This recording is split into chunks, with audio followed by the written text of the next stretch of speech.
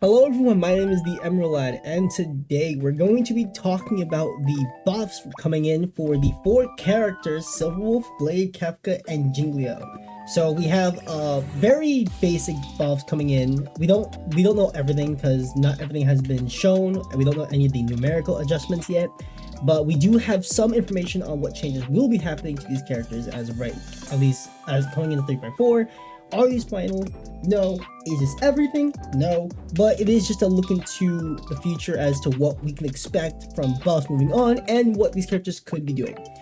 So, I've already seen these buffs a while ago. These buffs have been out for about a couple of days now, and I've seen some of them.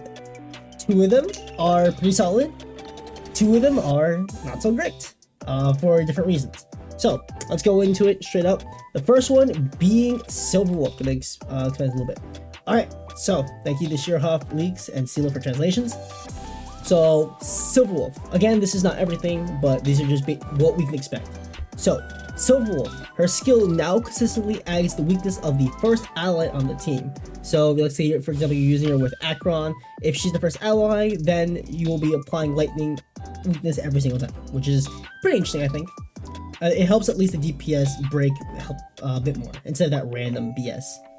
Ultimate now reduces the defense of all enemies. Really good. It was a really big defense shred, so this now being applied to all enemies is really good. And the base chance to apply debuffs has been increased. That's alright. I kind of wish that was like increasing what the actual debuff did, right? Like I wish it lowered more speed, lowered more attack, lowered more defense. But increasing the base chance is nice. You mostly already had pretty high EHR on the character anyway though, so debatable, but this is nice. Like, as it stands, these are pretty good changes. I don't hate these changes at all. These are pretty solid changes. So this character gets like a pass for me. I'm okay with this. Outside some numerical changes, this is fine. Next one, Blade. Blade is probably the one I think has like the best changes so far, right? The one where it doesn't absolutely screw people over. So, Blade. The attack multipliers of basic attack, follow-up attack, and ultimate are now converted into HP multipliers. Thank God. Bro, if you remember this character, oh my god, it was so painful. Like multiplier wise. If you pull up the ultimate here, level 10, yeah, it was 4% attack, 100% max HP. Like this mismatch thing just did not help, so you just want to go more into HP, so this attack was just kind of useless. Now it's factoring all into HP multipliers, so now you actually will do good max HP. You don't no longer need attack, you can now go hard into HP, which is really good. I believe the talent is the same thing too. Yeah, like no more of this 8 attack, just go all in max HP. Really good. That's really good. After unlocking E1, accumulated lost HP will no longer be cleared. So basically what that means is on E1, right here, Blade's ultimate deals additionally increased damage to a single enemy target with the increased amount equal to 150% of the tally of Blade's HP lost in the current battle. Before it just reset after you use the ultimate, but now you actually keep it. Like it no longer goes away, which I think is really good. I like that a lot. It does buff the E1, which I think is nice, right? Because it's memed on that like E6 still can't do anything. So this at least helps out some of his DPS, which is nice. Trace 3 now additionally restores energy, which is good. His old Trace 3 was a joke. It just increased damage up by the fall by 20%. That's all it did. That's not enough. So now giving energy is very nice. You get to spend your ults more. We take these. And when using the skill, the taunt value is increased by 100%. So now you actually get hit more often, instead of just relying solely on your destruction high aggro, which is good. So yeah, these are probably the best changes. You can now forego these attack multipliers and go in for HP, which is really nice. The E1 is a little better now, which I like. Trace 3 now actually does something outside just some extra damage. And the top value, so you get hit a bit more often. Overall, great changes. These are great changes. With Hyacinth as well, he'll be looking pretty good. I am looking forward to him in 3.4. Alright, now we're looking into some of the not so great changes. Kafka. This is it. From as of right now, this is all we know is coming, and this is not enough. So, the talent is adjusted so that any attack used by allies can trigger Kafka's follow-up attack, and the follow-up attack can simultaneously trigger dots. Here's the problem. If you don't have her light cone, she does not have the greatest speed in the world. Right? And if your speed isn't like some of the highest in your team, this does not matter, right? Also, the problem is just that Kafka, the dot team needs more characters at this point, right? It needs a whole new support, right? It needs to like, the dots have to crit or something. Like the dots have to basically do something else to make this viable, because these dots are based on the enemy going. So unless you want your enemy to be speeding over you like 50,000 times, yeah, you need more than this. You need more than this. The fact, look at Blade. Blade got like 4 things. All of this is really good. Silverwolf got 3 things. These are all pretty solid, except for the last one, but the last one's nice, right? The only good one is like this. So now like you can now proc like trigger dots, but again, dot doesn't have a lot of great characters, right? If you look at the list, you have no one's here. You have Kafka, you have Jiao Cho, Black Swan, and maybe Sampo. Maybe. And it's a very big maybe. That's it. That is your entire dot team. Needless to say, Kafka is not bringing the dot team back anytime soon. Unless, obviously, again, this isn't everything, right? There is most likely to be more, but it has to be a lot more, because she is basically the reason dot works. Being able to proc every dot, this isn't enough. It just isn't enough. Unless they change to where her follow-up attack can trigger for each ally, then that's pretty good, because then you're shooting constantly over and over and over. That's good. That's fine by me, but this is not enough. It just isn't. So, yeah, we'll see what they do from that point. And then, Jingliu. So, the changes themselves are good, but it's different. It's bad for a different reason. I'll say why in a second. So, Jingliu. The multipliers for basic attack, skill, ultimate, and Eidolon 1 are now HP based. Upon entering Spectral Transmigration, which is that special enhanced form you get, immediately gains 1 stack of synergy, which is what lets you do the big skill. I can pull it up real quick. Right here. So that's what lets you do the really big enhanced skill. Right here. That's what lets you do this. So now you get 1 automatically going in on ult.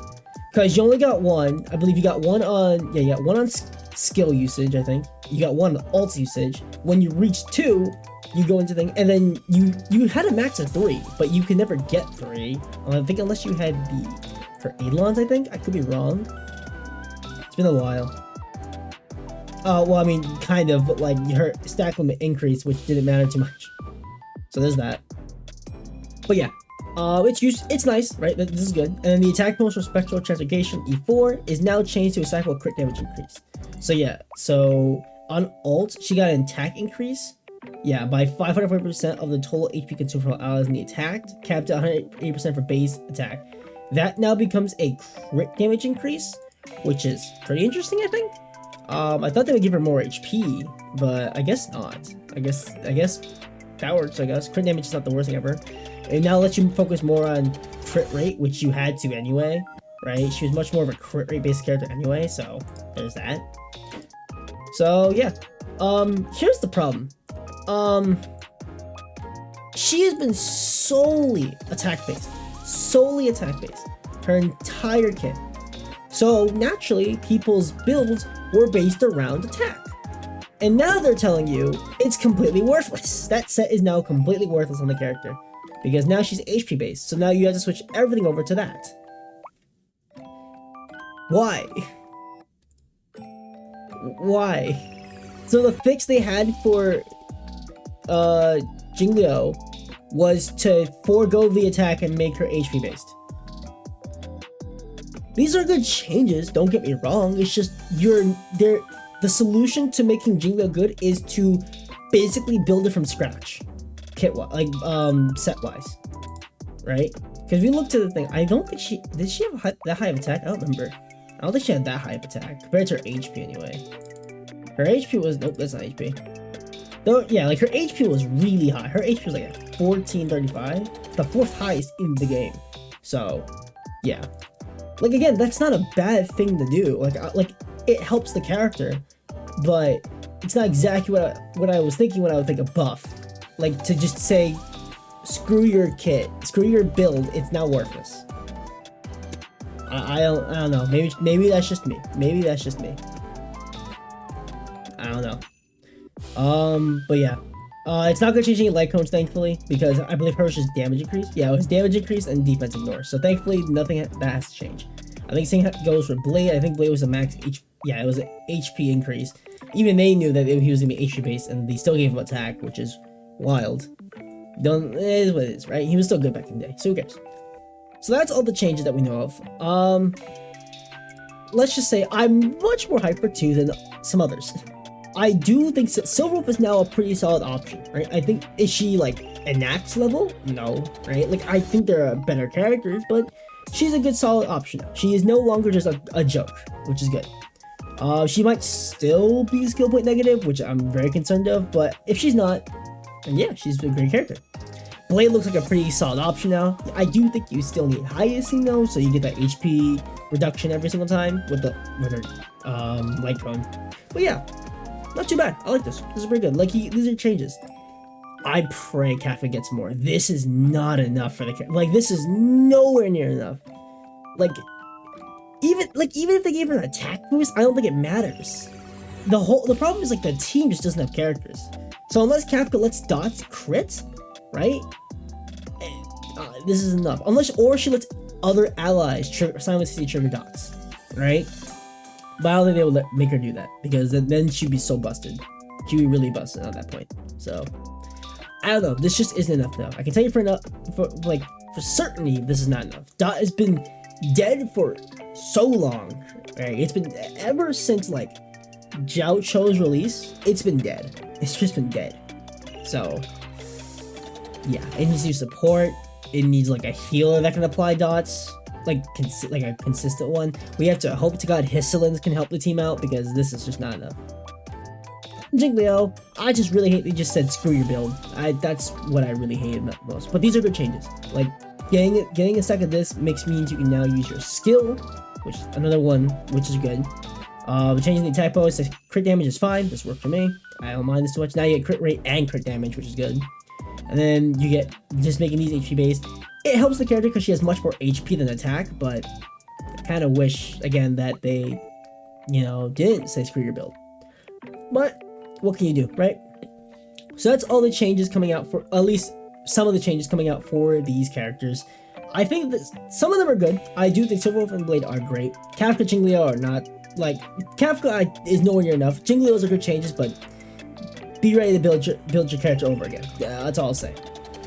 But yeah, that's it for this video. I do think 3.4 is gonna be so stacked. Like, when we get the beta for that, it's gonna be so stacked. I just realized his face. He does not look okay in this screenshot. I just took it from Reddit. I'm looking at it again, and it looks kind of off. It's fine. But yeah, that's it for this video. Let me know down in the comments below who you're hyped for buff-wise. I definitely am really hyped for Silverwolf and Kafka. Praying to God she gets more. Praying to God. Blade and Jingle look really good. I don't think they'll be back to their glory days, when they were first released, but they definitely will be pretty solid options, I think. I think so. That'll be it for this video. I hope you've enjoyed, and I'll see you all in the next one. Peace out.